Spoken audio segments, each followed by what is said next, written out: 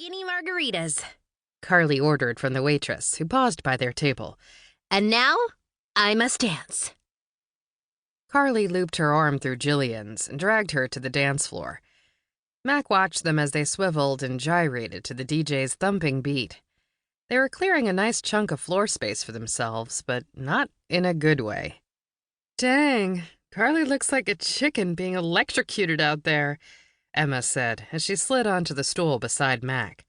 "And is completely unaware of it," Mac agreed. She glanced at Emma, who was tucking her cell phone back into her clutch. "How's Brad?" "He misses me desperately, Natch," she said. She tossed her blonde hair over her shoulder. Mac smiled. Emma and Brad had met the old-fashioned way, in a bar where he had tackled her to keep a drunk who happened to be his best friend from throwing up on her. The drunk had thrown up on Brad instead.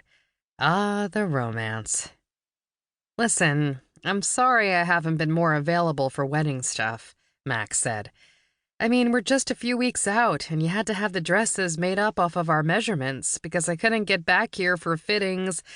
"Carly couldn't make it either," Emma said. "Yes, but I'm the maid of honor. I'm supposed to be at your beck and call, you know, helping with the cake and flowers and all that junk." "Okay, the fact that you just called it junk is exactly why being 1,000 miles away in Chicago makes you the perfect maid of honor. No interference, no second guessing. Really, you're good," Emma said. She picked up her glass and took a healthy swig. "Ugh, see? I can't even feign enthusiasm. I'm the worst. If you want to replace me with Carly or Jillian, I will totally understand," Mac said. She knew she was a little loose-lipped from the drinks, but she was also as serious as a heart attack. Emma waved her off. "Shut up, you idiot. You're my oldest friend. I can never replace you. Besides, you're here now, and you're actually going to set foot in Bluff Point for the ceremony, so how can I complain?" Mac felt her heart lurch and her palms get damp at the thought of going home. It had been years since she'd set foot in her hometown of Bluff Point, Maine, and only for Emma was she willing to go back. She had met Emma Tolliver in first grade when they arrived wearing matching Little Mermaid backpacks and decided they were twins. They quickly bonded over a love of Polly Pocket dolls and a hatred of Jessie Peeler, the meanest girl in their class. By sixth grade, their ranks had filled out to include Carly and Jillian.